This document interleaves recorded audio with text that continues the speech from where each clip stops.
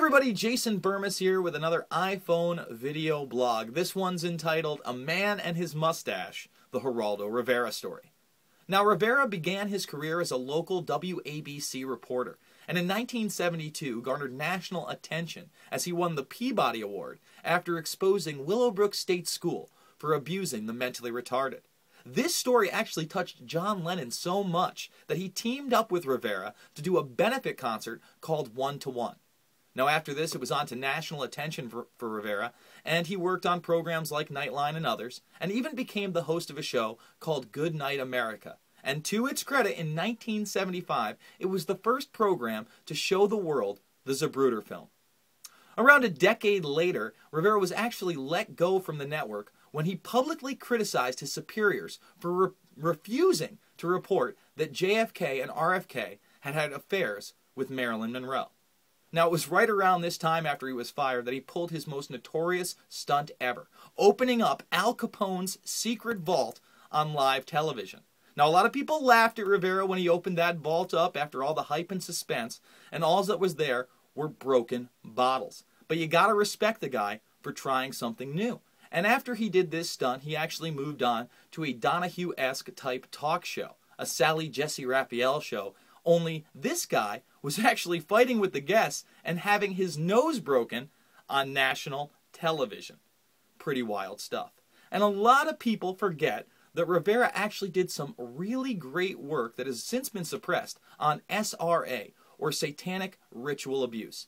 And although his claims at the time that 1 million Satanists were living in the United States undetected may have been exaggerated, a lot of the things he did report on have come out in books like The Franklin Cover-Up and this masterpiece by Nick Bryant that I can't recommend enough, The Franklin Scandal. Go get it today. Now, after this work, he went to CNBC for a time and did a little bit of talk radio and talk show-esque stuff there.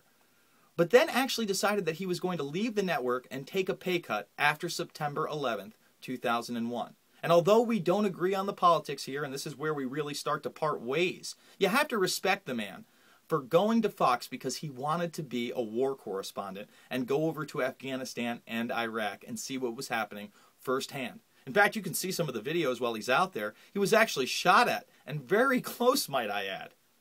Okay, so why are we talking about Geraldo in the first place? Well, a little over a month ago, Geraldo first dipped his mustached beak into 9/11 Truth, having the architects and engineers for 9/11 Truth on with Bob McIlvaine. He then reinforced his skepticism of the official story over at Judge Napolitano's show. This was epic. You could see that Geraldo was starting to see a bigger picture, a larger agenda. And what really baffled me was the fact that he actually went on O'Reilly discussing a lot of these localized terror plots where we have American Al-Qaeda and saying straight up to Bill that these were nothing more than uneducated patsies who were set up. Wow, this is blowing my mind. So now I need you guys, the viewers and listeners out there, to get the links to my film Fabled Enemies and email them to Rivera and Fox News.